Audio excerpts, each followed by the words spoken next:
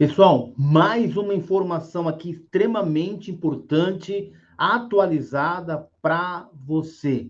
Olha só, a situação agora está cada vez mais complicada para o ministro Alexandre de Moraes. E eu vou trazer aqui para você mais um relato, mais indignações, mais um ataque que o ministro acaba sofrendo e agora, olha só, por uma figura extremamente importante. Olha, e outra situação também nesse nosso giro. Eu vou colocar aqui para você um deputado que vai trazer mais revelações para a gente sobre essa questão que está ventilando muito na mídia agora em relação a esse inquérito que o Bolsonaro está sofrendo, tem que passar pelo Ministério Público Federal, sendo acolhida, sendo feita a denúncia, vai para o STF. O STF, segundo, já tem até data, uma suposta data, uma estimativa de data para poder fazer o julgamento. Mas vamos ver o que está acontecendo em relação a isso. Muito importante que você fique até o final, esmaga o dedo no like, esmaga o dedo nesse like para mim, desce o dedo, precisamos pelo menos uns 10 mil likes para levar o nosso canal para mais pessoas. E aqui eu trago a informação e você deixa a sua opinião nos comentários. Quero muita opinião aqui nos comentários. E se você não se inscreveu ainda, se inscreva no canal aqui embaixo. Olha só, eu vou começar com ele compartilhando aqui essa informação extremamente interessante aqui do presidente da OAB do Rio Grande do Sul. Olha só, vou deixar para vocês aqui essa informação. E lá, na posse de uma desembargadora eleitoral substituta, representante da advocacia, também tive a oportunidade, mais uma vez, de me manifestar. Presidente da OAB do Rio Grande do Sul se manifesta e se posiciona. Vamos lá. E disse que eu fazia questão de dizer, porque eu estava dentro do Tribunal Regional Eleitoral, cuja missão precípua é a defesa da democracia. E lá, mais uma vez, eu disse que, com orgulho, a OAB Gaúcha defendeu e continuará defendendo a democracia e o Estado de Direito na sua integralidade. Nós estamos acompanhando as notícias em nível nacional, que dão conta de um plano para um golpe de Estado, inclusive de assassinatos, algo que é gravíssimo, que precisa ser investigado e que, se for efetivamente concluída que essas notícias são verdadeiras, precisamos da punição a esses que buscaram a realização destes crimes e, portanto, a OAB do Rio Grande do Sul diz com toda clareza não a qualquer espécie de rompimento da Constituição, golpe ou implantação de uma ditadura. Mas nós também dissemos ao longo desse período e vamos continuar dizendo que há excessos praticados pelo Supremo Tribunal Federal, que esses excessos praticados também atentam contra o Estado Democrático de Direito, contra a democracia. Olha que informação importante. Há o excesso. Quando nós falamos do excesso, certamente acredito que seja em relação às atitudes, às decisões que o ministro Alexandre de Moraes tem tomado frente a essa questão, essa situação que nós estamos vivendo aqui. E está sendo muito bem colocado aqui o presidente do OAB, o seu posicionamento, quando ele diz também que não concorda e não compactua com qualquer tipo de atitude ou de prática que ofenda aí a democracia. Muito bem colocado aí o presidente da OAB do Rio Grande do Sul. Vamos continuar ouvindo. Algumas decisões, em especial em um inquérito que não tem fim e que é presidido por uma pessoa, por um ministro, que é vítima desta situação toda. Isso não é mais possível que aconteça. Essa situação viola flagrantemente o devido processo legal e a nossa manifestação da Ordem Gaúcha, como foi desde o início em 2022, ela é absolutamente técnica, isenta, e acho que nós todos, como operadores do direito, doutor Felipe Orezan, temos um compromisso, que é olhar para tudo isso que está acontecendo no nosso país, exatamente com a nossa capacidade de conhecimento técnico, distante das paixões políticas ou ideológicas, distante das torcidas. Nós temos a capacidade de fazer uma crítica isenta e técnica a isto que está acontecendo. Dizer não a qualquer espécie de rompimento à Constituição, mas dizer que também não é normal e aceitável decisões da Suprema Corte que violam o devido processo legal e que violam prerrogativas da advocacia. E nós temos dito isso há muito tempo, eu tenho pontuado isso e fui uma das vozes, inclusive, uma das poucas vozes, se não uma das únicas ou isoladas vozes, que disse esta implantação pelo Supremo do plenário virtual, isso lá no início de 2023, vai se espalhar pelo país. Isso vai atingir a todos nós, advogadas e advogados brasileiros. E é o que nós estamos vendo. O plenário virtual se espalhou pelo país, o nosso direito de sustentação oral está sendo limitado, nós estamos atuando muito aqui junto ao Tribunal de Justiça, já revertemos algumas câmaras que estavam querendo implantar o plenário virtual, e infelizmente agora, há 2 semanas atrás, recebemos essa notícia de que o CNJ tomou uma decisão de que caberá ao relator manter ou retirar o processo do plenário virtual. Isso é um desrespeito com a advocacia, isso é um desrespeito com prerrogativa da advocacia, e isso é um desrespeito com a sociedade, que é a pagadora de impostos. E é em nome dela que nós estamos falando.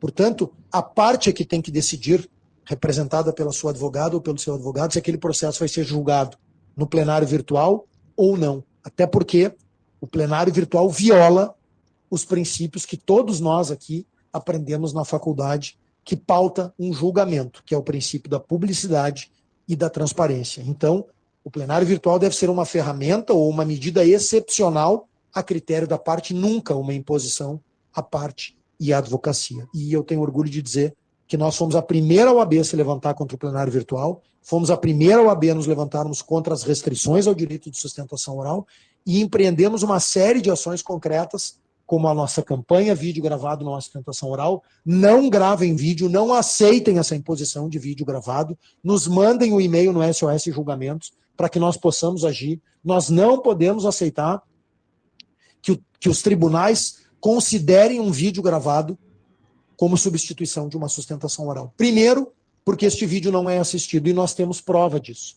Nós temos vários elementos aqui já na casa que colegas nos mandaram de vídeos que não tiveram nenhuma visualização depois do julgamento.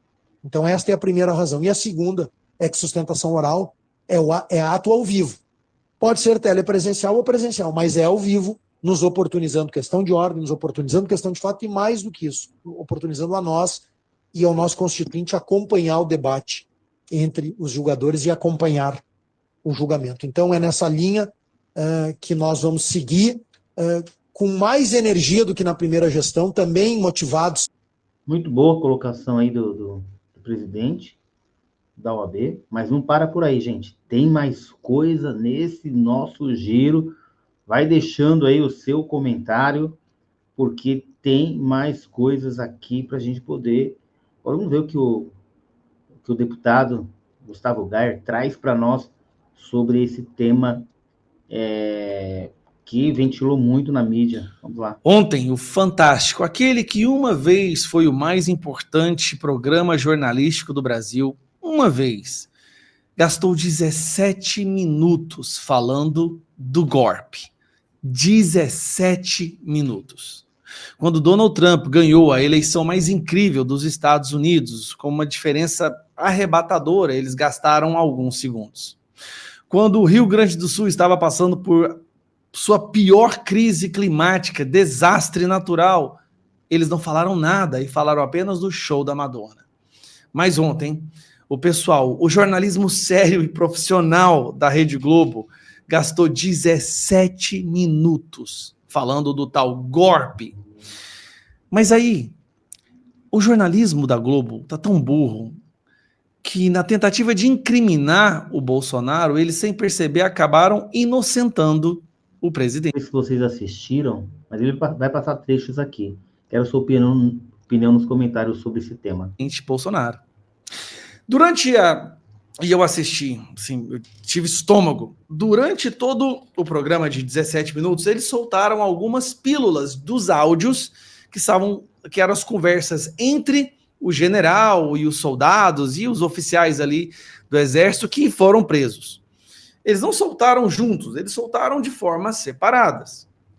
Em cada intervalo, reforçando a ideia de que, de alguma forma, Bolsonaro estava por trás disso. Só que se você pega os áudios apenas os áudios, e toca eles juntos, uma coisa fica muito, muito clara.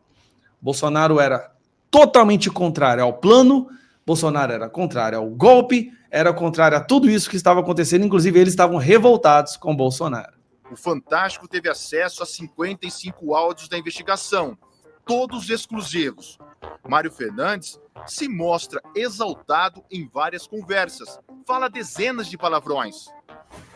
Tá na cara que houve fraude.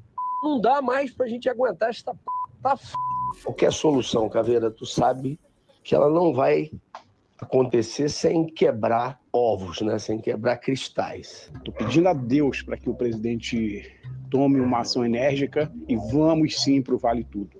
Eu tô pronto a morrer por isso. O presidente ele tem que fazer uma reunião petit comitê. Esse pessoal acima da linha da ética não pode estar nessa reunião. Tem que ser a rataria. Tem que debater o que vai ser feito. Nem que seja para inflamar a massa, para que ela se mantenha nas ruas. Talvez seja isso que o alto comando, que a defesa quer. Então, me desculpa a expressão, mas 4 linhas é o 4 linhas da Constituição. É o Estamos em guerra, eles estão vencendo, está quase acabando. Aqui fazendo uma clara alusão ao fato do Bolsonaro dizer sempre que vai ficar nas 4 linhas da Constituição. E aqui ele está revoltado com o Bolsonaro, o seu oficial do Exército. E eles não deram um tiro, por incompetência nossa. Durante a conversa que eu tive com o presidente, ele citou que o dia 12, pela diplomação do vagabundo, não seria uma restrição, qualquer ação nossa pode acontecer até 31 de dezembro e tudo. Aí na hora, eu disse, presidente, mas o quanto antes, a gente já perdeu tantas oportunidades. Cara, o presidente tem que decidir e assinar esta merda. Vai esperar essa... Revoltado porque o presidente não assinou um documento que ele queria que o presidente assinasse para fazer o que ele queria fazer. Preste bastante atenção. Tudo mostra que o presidente Bolsonaro não fez, não queria, não tinha intenção, apesar de muita pressão. Virar uma Venezuela para virar o jogo, cara. Democrata é o... Então, meu amigo, partir para cima, apoio popular é o que não falta. Um abraço, Caveira. Força. Lula estaria ali no prédio, né, do Meliá. Tem que virar logo, não dá para continuar desse jeito não, irmão. Vamos nessa. Esses são os áudios. O que a gente percebe ao escutar os áudios? Zero participação do Bolsonaro em qualquer que seja a conversa que essas pessoas estavam tendo. E quando o Bolsonaro é mencionado no sentido de ser contra, não assinar, andar nas 4 linhas, inclusive deixando alguns membros desse grupo indignados e revoltados. Na tentativa de gastar maior parte do programa do Fantástico tentando incriminar o Bolsonaro, eles, sem perceber, acabaram mostrando que o Bolsonaro é inocente. Completamente inocente. Sempre vão ter algumas pessoas mais exaltadas, com sangue à flor da pele, com vontade, falando coisas que na verdade nunca farão, e que para mim é isso aí. Esse tal grupo são de pessoas que estavam revoltadas, como existiam vários grupos no Brasil. Revoltados pelo fato da nossa Suprema Corte, do TSE, ter retirado um cara da cadeia e colocado ele na presidência do Brasil, ter censurado boa parte da população que apoiava o Bolsonaro durante as eleições, todos esses atos contra o presidente Bolsonaro ao longo do seu mandato de 4 anos, interferindo diariamente que o presidente pudesse exercer o mandato pelo qual ele foi eleito. Tudo isso foi causando muita indignação nas pessoas. E as pessoas começaram a verbalizar essa indignação. Agora, em nenhum momento o início de um crime foi cometido, não teve crime cometido para toda essa narrativa, para todos esses fogos de artifício, essa pirotecnia que estão fazendo agora. E, principalmente, não há nenhuma evidência da participação do Bolsonaro em nada do que está sendo falado. Mas não importa. O importante é prender o Bolsonaro. Porque ele é um cara que, em qualquer lugar que ele vai para o Brasil hoje, ele leva milhares de pessoas para as ruas, enquanto o Lula só está caindo na sua rejeição, cada vez maior a sua rejeição. Porque Bolsonaro, ele representa, assim, um perigo muito grande para esse sistema que quer controlar todo o nosso país, a nossa liberdade de expressão, as nossas instituições. Tem que ser preso. Só que para isso tem que se criar uma narrativa. Com a ajuda da imprensa, vamos tentar pintar ele de um golpista. É isso aí. O que você acha dessas colocações aí do Gaia? Deixa aqui nos comentários para mim, porque aqui a gente traz a informação e você deixa aqui nos comentários a sua opinião. Nos vemos no próximo vídeo. Tchau, tchau.